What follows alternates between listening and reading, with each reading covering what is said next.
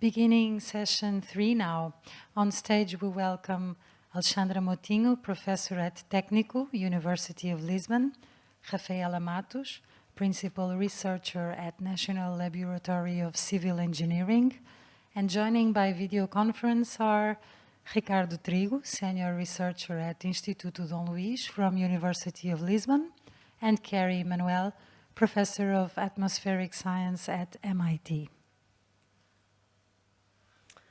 Good afternoon. I am very pleased to moderate this session on climate science and climate change. I will start very briefly by sharing with you a reference to a study that was released yesterday in Nature Communications, in case you have not yet seen it.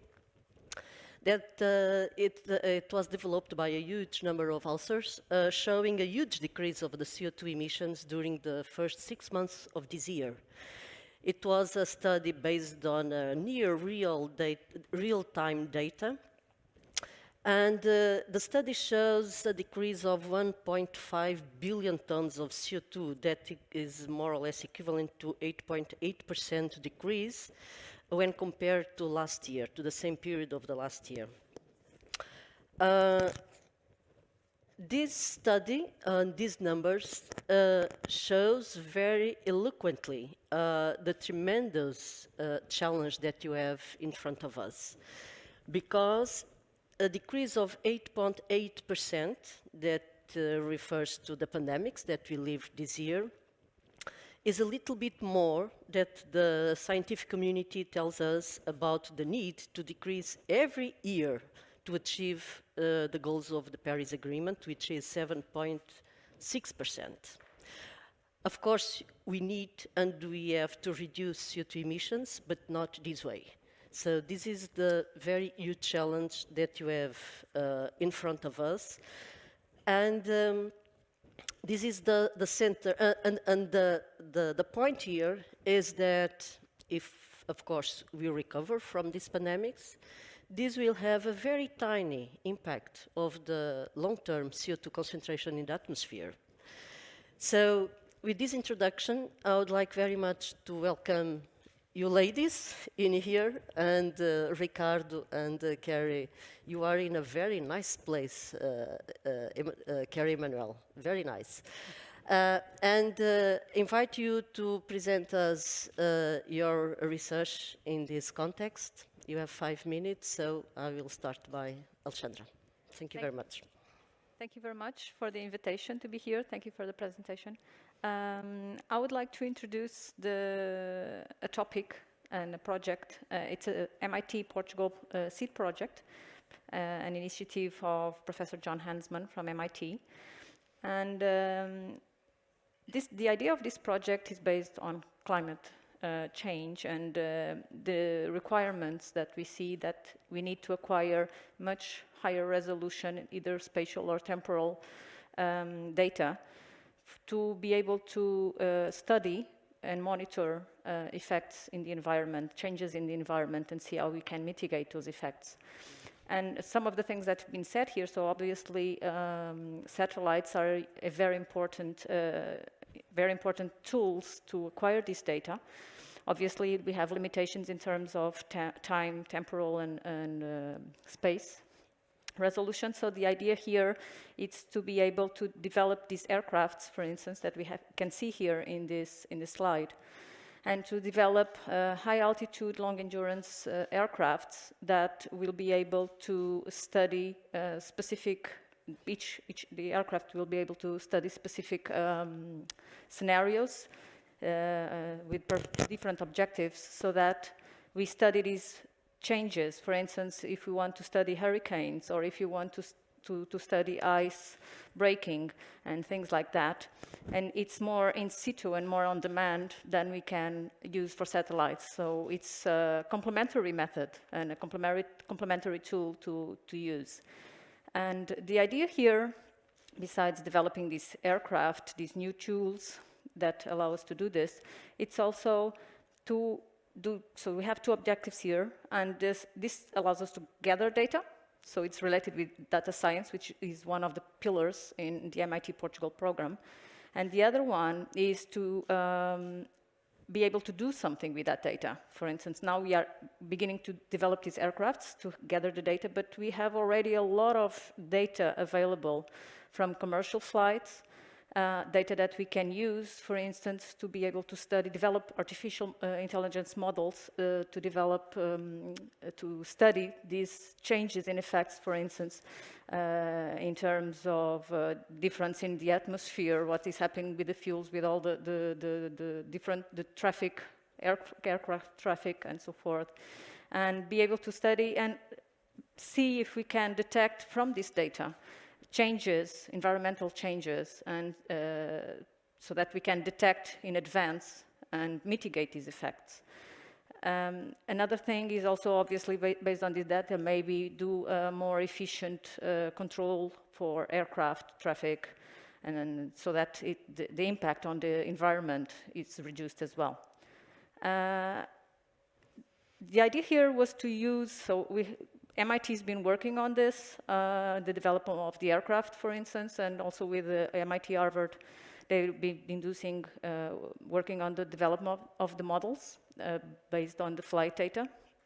And here in this SEED project, the idea was to combine, to have a collaboration between MIT students and IST students as well, Portuguese students. And we've been doing that on capstone design projects where the students have, and here alongside with Oliver Weck, the Weck this said, is students really are a pillar in terms of being able to advance things because they really are eager to work hard on this, and the topic is very close to them. And in that sense, they developed these capstone projects, and which cover different subjects. It's quite transversal in terms of subjects. So in this case, for instance, here they have to develop the aircraft from all different aspects. So develop the payload, develop the avionics. These aircraft are quite a challenge because in terms of aeroelastic, they are very flexible. So in terms of control, it's quite hard. And here we are doing it with Portuguese teams as well, students developing this. And one thing, and relating this with the topic of the conference, only the topic of this session, which is obviously the motor for all of this, which is climate science and climate change, which is the topic to investigate all this. It's the research amid this pandemics and this problem that we are now living. And if in one side this SEED project the purpose was for the students to cooperate between each other, which in a normal scenario would implicate some students coming here and faculty coming here and us going there, which obviously would be for very limited periods of time. In this new scenario, since we all had to adapt to work remotely with each other, now that everyone is working remotely, the MIT students are working remotely, IST students as well, this in another way becomes everything much more inclusive because everyone is working in the same conditions. In normal scenario, probably MIT students would be together, IST students together, but it would be harder for them to cooperate. And in this sense, I would say that we have to find some positive things in this new way of living. And definitely that allowed us to go one step further, and the cooperation is much fruitful, let's say. Interesting. Thank you very much. Now I pass the word to Kerry Emanuel. Okay, thank you very much. I was asked to talk to you about doing science under adversity. And arguably climate scientists, particularly those working in the United States, have been working under adversity for some decades. And so I thought I would be a bit provocative in talking about what it's like to be in this situation. So I'm not talking about climate science today, although I'm happy to answer questions about it. It's what I do. I'm talking about being a climate scientist under these conditions. And I would say that there are two problems, you might say, we're caught in between. a sizable and growing fraction of Americans embrace ignorance as a badge of honor. Ignorance has always been with us. We're all ignorant on some level, on some things. But what's new is to develop a sort of pride in that, and that really makes it hard for us to communicate science. And I'm just going to single out a recent example, just to give you a flavor for this, if you don't already know. Here is, I don't really mean to pick on this guy, but here is a particular pastor of a mega church in California with a following of over 2 million people. And I'm just quoting from him. Consensus science is the first refuge of scoundrels, invoked only in situations where there's political, social, financial agenda, but no scientific support. So don't listen to the scientists. God intended us to use this planet to fill the planet for the benefit of man. Never was it intended to be a permanent planet. It's a disposable planet. Christians ought to know that. So here's a man who says, never mind climate change, never mind risk. We're meant to just throw this planet away. A following of 2 million people. Now, this is perhaps a uniquely American problem. I'm almost certain it is. It's just that it's getting worse. Now, in case you're thinking that the problem is on one side of the political spectrum, I'm going to try to provoke the other side next. So on the other hand, we have, say, the environmentalists who like to advertise climate change as catastrophic. Without action, global warming will be catastrophic, says the Sierra Club. Well, certainly those of us who work in that would agree that there is a risk anyway of catastrophic climate change. It's not a certainty, but it's a very dangerous risk. So I would sort of broadly agree with that. But at the same time, they say that they remain unequivocally opposed to nuclear energy. Unequivocally is the word I want you to focus on. Nothing will change their minds. But if we look at what's actually happening around the world, the only nations that have more or less completely decarbonized their electricity have done so with combinations of nuclear and hydropower. So there is a unreality on the political left about how we're going to solve the problem. There is this 100% renewable fantasy, which is one of the biggest obstacles to actually solving the problem. So this, with an existential, for science at least, existential election coming up, it's hardly cause for optimism. And I will leave you with that. Thank you.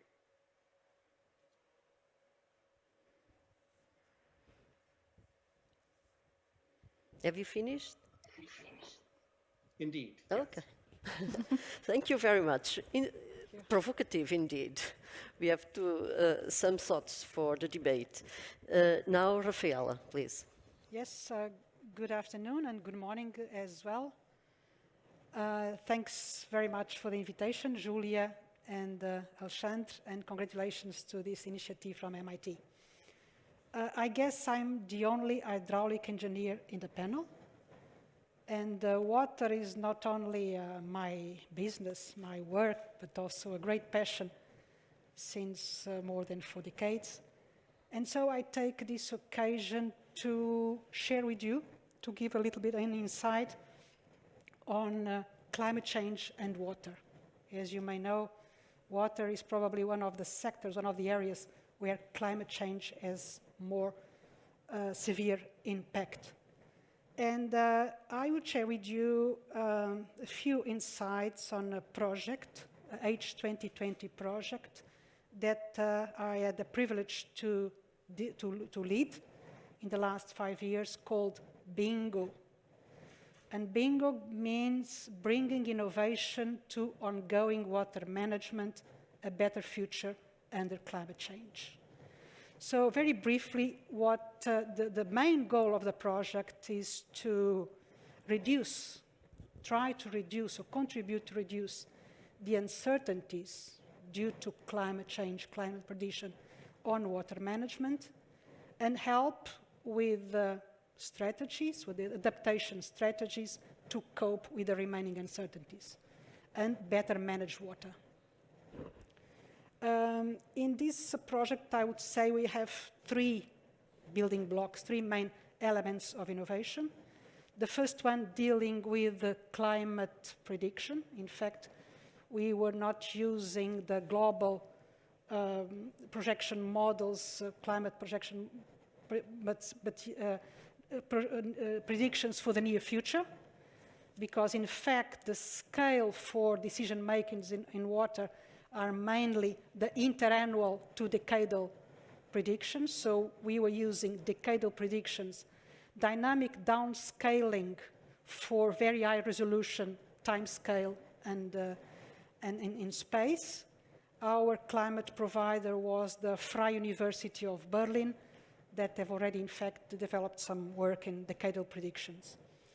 With these results from decadal predictions, we came as an input in very complex hydraulic and hydrologic models, simulating the full water cycle. And this is also very important because normally we are using to simulate just surface water, groundwater, or coastal water separately, and then dealing with boundary conditions. And in fact, in reality, the water is really in a cycle. So we simulate with complex 20 hydraulic and hydrologic models the full water cycle. And finally, with the results of this simulation, and depending on the condition, we study floods, droughts, and also water in agriculture, water supply, and water hydroelectricity. In 6 demo cases with real people, real problems in 6 countries, speaking 6 different languages, in fact. So very, very challenging. Norway, Dutchland, Germany, Spain, Cyprus, and Portugal. And the final element of innovation in this project was, in fact, what we called actionable research. Make the research for action. And how we do this? We operationalized 6 communities of practice. So in each of the 6 research sites, we had a group of stakeholders, diverse stakeholders, with interest in the resolution of the problem. And these communities of practice follow the project since the very beginning. So they were really part of our discussions in a certain number of milestones and moments. There was this interaction. And this was something really very, very special.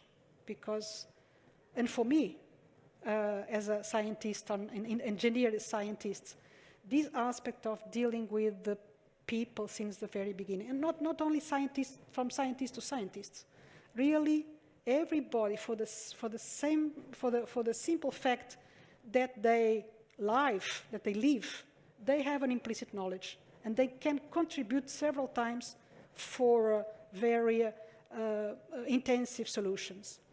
So this said, we produced a portfolio of adaptation solutions for different types of problems, and we also indicate the way how to prioritize these adaptation measures. So I clearly invite you, for those who are interested in water management issues, to visit the website, the living website. Most of the outcomes are open data for climate, open data regarding water management guidelines. So you can have a lot of information there. And some of the results are site-specific, but most of them can be generalized. So we have guidelines. Even on the end of the project, we produced an e-book. So how to explain the results of the project for non-specialists, and I think it's quite interesting. And we also produced, and this was not committed within the proposal, a few policy briefs. And one of the policy briefs is for Portugal, for the Tagus area, for the Tagus region. That has a lot of things to do in the right way. Thank you very much for bringing water for the conversation. Here in Iberia Peninsula, we are very keen about this problem today and mostly in the future. So finally, Ricardo, is your turn. Thank you. Thank you, Julia, and thank you, MIT Portugal, for this nice invitation. Following the nice approach on water, I would like to focus on extreme temperatures. And, let me share with you some examples of that type of work. So in the last 20 years, I've been working a lot on extreme events, droughts, heat waves, fires. And here is an example, the evolution of European summer temperature throughout 300 years, with this typical clustering of very warm years. And 2003 was clearly an outstanding year, right outside the main anomaly values for summer temperature. And so a lot of science was produced at the time. But just a few years after, 2010, as you can see here, the anomaly attained by European countries on average for the entire summer was really, really outside the scope of the last 300 years. At the time, we produced a paper in Science with these results. And what is amazing is that these two major heat waves at the continental scale are what the models, either global or regional, predicted to be more frequent by the end of the 21st century. In particular, the 2010 was totally outside the range of predicted heat waves for the beginning of the 21st century. And surprise, surprise, 2 years ago, we obtained an even larger heat wave at the continental scale. So these are not in fact heat waves. These are summers that are affected by several heat waves that produce a fingerprint at the continental scale. And I can assure you that 2019 and 2020 will fall also here in the top rank of the top 5, let's say, warmest summers in the last 300 years. So this is inevitable. This is happening not only in Europe, it's happening in the States, it's happening in South America.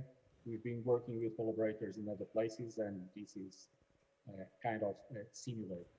The second issue that I would like to show you is precisely the evolution of excessive mortality in Portugal and anomaly temperatures for entire Portugal. So here, January 1st is on the left, the summer is here somewhere in the middle. You can see the absolute temperature for entire Portugal at the bottom, with most periods above the average. And you can see here on the top the temperature anomaly in color and the excessive mortality on the right with this bold line. So what can we see? We can see that February was pretty warm and mortality was below the average. Then COVID-19 struck, and the first death in Portugal started in the mid of the month of March. And you can see in dotted lines the excessive mortality due to the COVID-19 pandemic. But the total mortality is much higher throughout March and April. And what we can see is that when we reach June and July, the excessive mortality due to COVID is pretty low, while the excessive mortality is very, very high and fits almost perfectly the heat waves that we had either in mid-May or June, July, as you can see here. We are still updating results for September, but in September, we obtained something rather similar with June, July. So what we can say is that the pandemic was important, producing excessive deaths in March, April, but there was also other mechanisms, particularly the heat, that is producing most of the excessive mortality here in May. And then when heat goes down, you can see that, in fact, the excessive deaths also go down together with the temperature and then up again. Of course, temperature is not the only driver, but clearly there was kind of a morphing between excessive mortality induced by COVID and other associated factors towards something that is much more reliant on excessive heat. And so this shows that we need to look into the two factors. Of course, looking at this plot, we can say that, again, the summer, at least in Portugal, was on average, and I have the results for the August and September, clearly above the average. And to a certain extent, that mechanism also contributed to excessive mortality. And I'll leave it there, okay? Thank you. Thank you very much. Very, very updated data. We have heard here about new instrumentation. You have here about new mindsets from Kerry. We have heard about the need to take the full water cycle and the research to action. Right? And now you have heard about the importance of taking heat waves at a similar way or a parallel way as we look at deaths provoked by COVID-19. My question for you now is, from your position, from your perspective, and the research you do, what do you elect for, as priorities to promote climate action? To promote climate action at the level, for example, the public policies. And what could be the role of a program such MIT Portugal to facilitate this impact from your work to climate action? Could be at the policy level, or other, if you understand in another way. Alexandra. Well, in terms of policies, I can relate here with some issues that I've been having. One of the things, I didn't talk here, but one of the things that I work on is on wildfire monitoring. And I use that now. We are working with high altitude balloons or drones as well. We try to combine them. And whenever we want to launch them, so that whenever a fire occurs and we want to launch a balloon or a drone so that we can get some data, and then we study and we develop models and so forth, we always have to ask in advance permission to fly, to acquire images and all that information. And all these permissions, it takes a long time. We have to plan ahead. And these kind of things, you don't plan them ahead. You don't know when a fire is going to occur, or when it's nice weather for us to do some flight testing. And so in that sense, for instance, to have a channel to try to have positive, and the institutions, for instance, ANAC, which is the Aeronautic National entity that provides some of these authorizations, they are very helpful in terms of dialogue, but sometimes they are just things are just too strict. It's politics, so you cannot go around. And sometimes just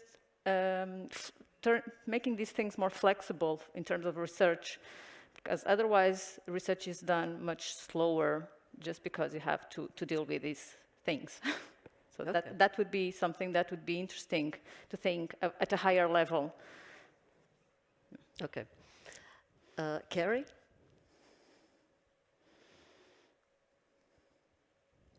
We are not hearing you. Maybe you are mute. Okay. I have a saying that all climate change is local, that people are motivated to action when they either experience climate change directly or indirectly through other family members or friends, or through effective communication of risk. Now, one of my programs to try to make people much better familiar with their climate risks is to completely change the landscape by which conventional risks are assessed. Natural hazard risks, including weather risks, are today assessed by something called risk modeling, by which they mean purely statistical modeling based only on historical events. It's a quasi-monopoly. There are two major firms around the world who do risk modeling, and they do not change. They do not take climate change into account.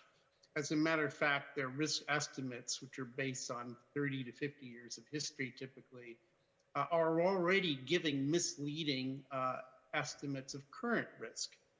And so I'm trying to transform that by bringing physical modeling, that is actual computer numerical modeling, not statistical modeling, to bear on climate risk, because we do know how to model hazards like hurricanes and droughts, floods, and so forth.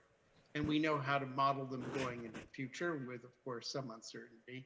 And I think those models ought to be the basis for modern risk assessments, not just people's risk today, but their risk going forward.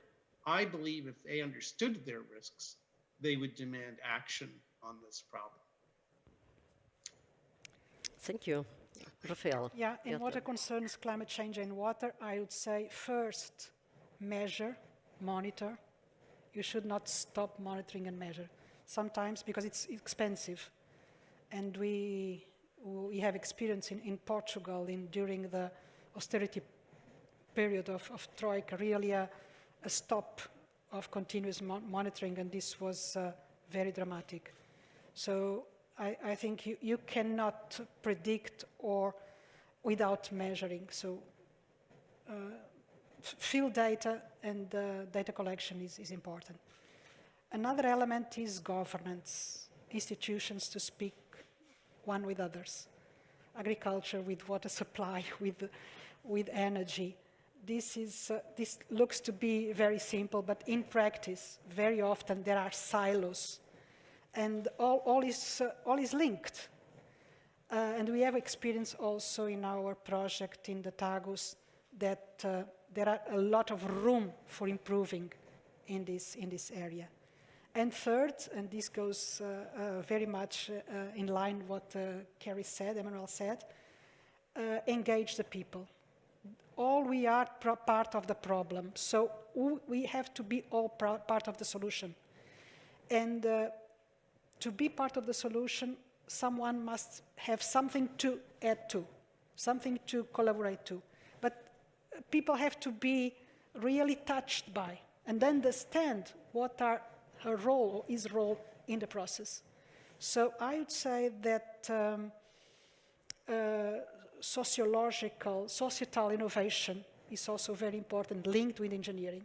And this I also experience in my project.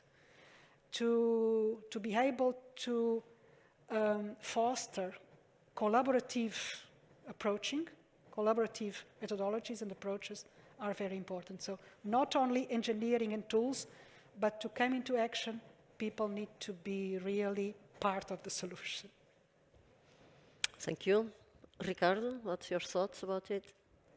Yeah, I would like to emphasize also the need to acquire good data.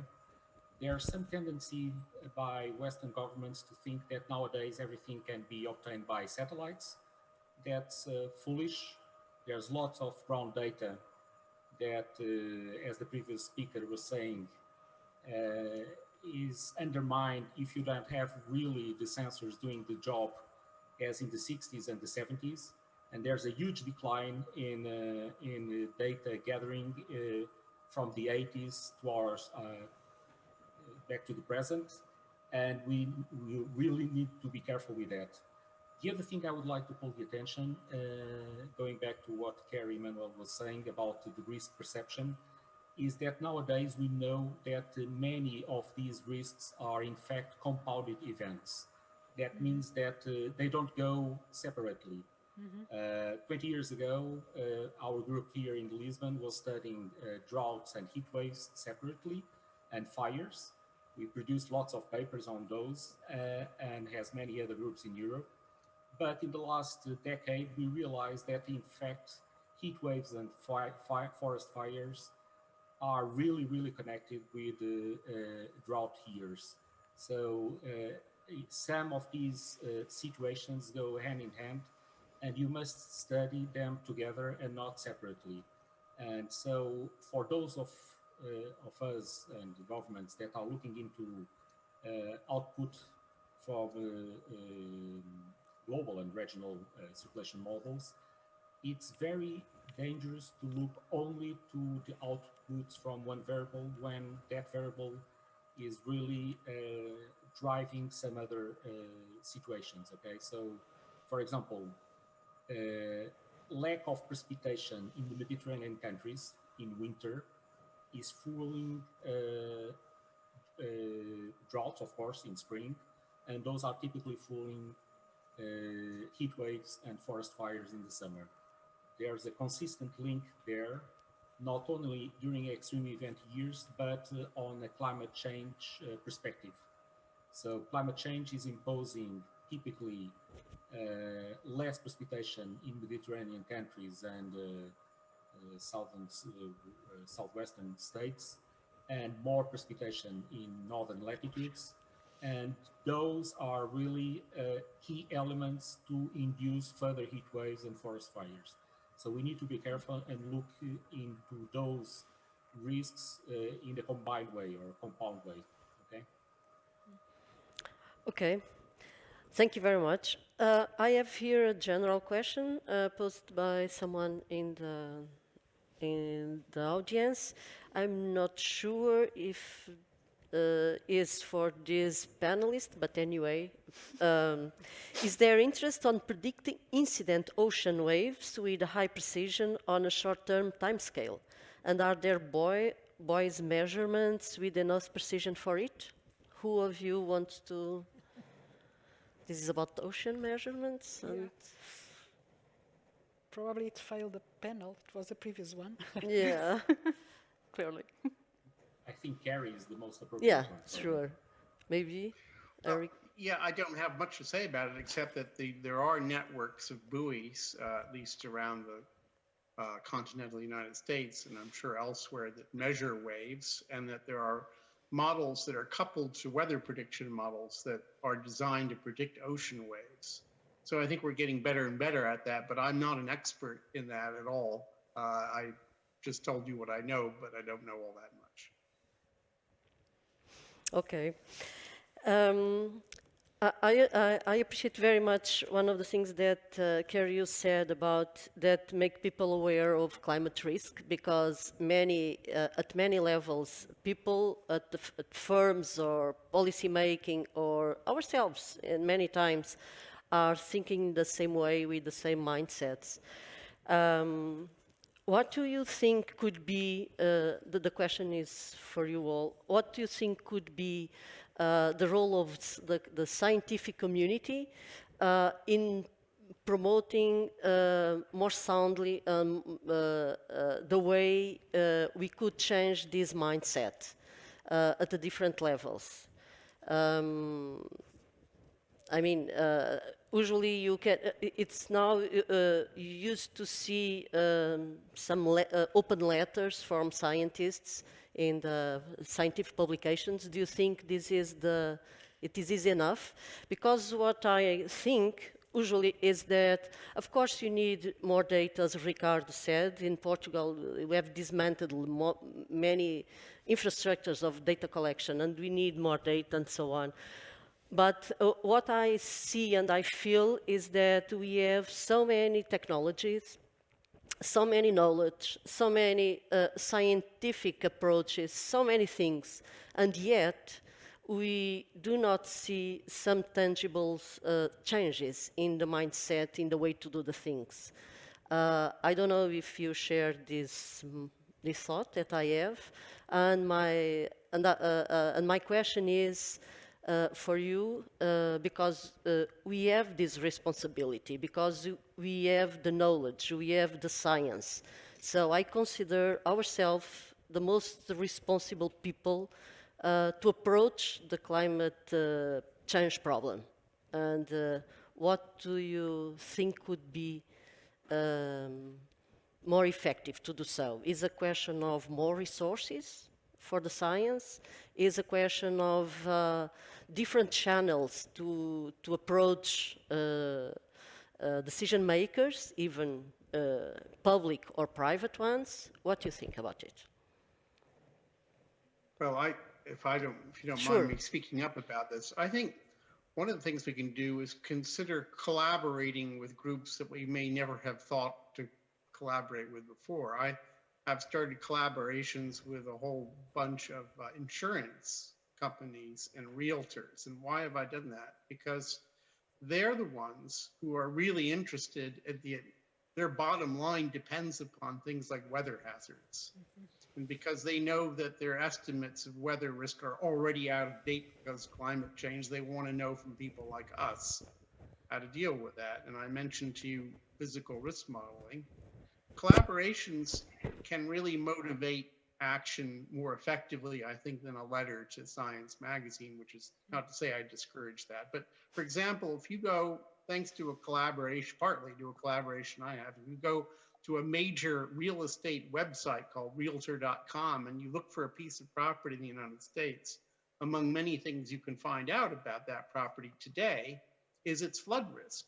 And not only today, but how it's expected to evolve in the next 20 or 30 years. If you're thinking about buying a house, you're going to start thinking on that time scale. If you see the flood risk going up, or the flood risk of the house you already own, or property you already own going up, you're going to call up your state representative and say, do something about this. Mm-hmm. So I think when people start to feel the risk in their own pocketbooks, that's one way to motivate climate action.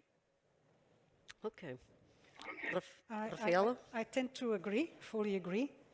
And I would join an element that is communication. Because normal people do not understand the scientific language. We produce the best tools, the best scientific pieces of information, but the way how we communicate is not for normal people. So I think the communication of science is something that we have to invest for, specifically in such complex problems that touch everybody.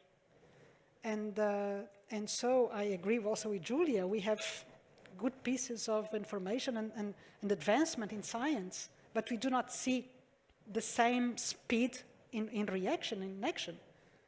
And this is, for me, the communication and the way how people move to is crucial. So communication of science, for me, is something that is still missing, and this should be done at several levels of the graduation. Okay. So I think this is something that is communication. Alexandra, just to finish. Well, I agree with what Kerry said and Rafaela said. So we have to go for different directions. So go for different groups of people that we different from what we usually communicate, and change the way we communicate.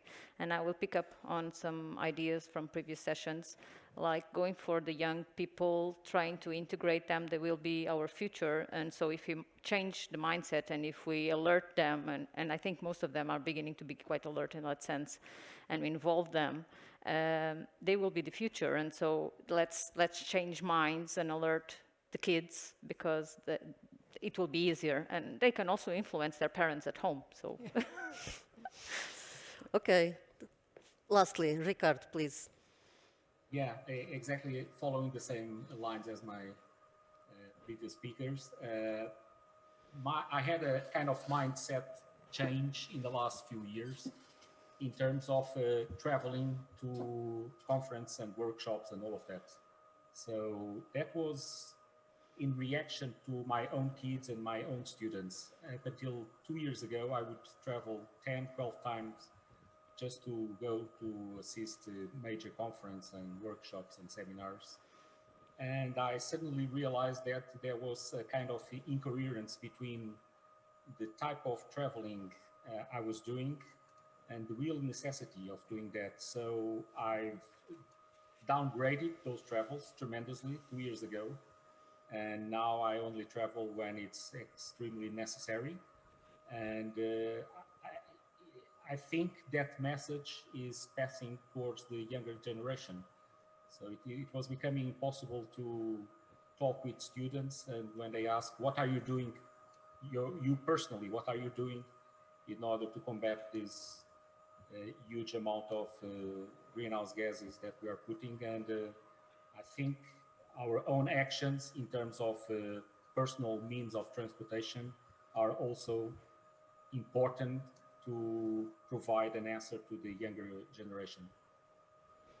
Okay, I have still here one question. I invite you, one of you or two of you to answer.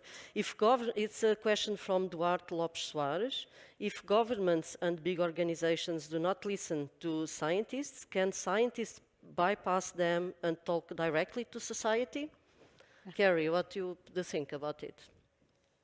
Well, I think the short answer is yes, absolutely. And in the United States, at least at the moment, that's the only way we can do it. And so I think talking to people, not just about the science, which is very important as a first step, but also about their own risks. You know, what's going to happen to them? What's going to happen to the places they live, things they like to do, you know, in a probabilistic way.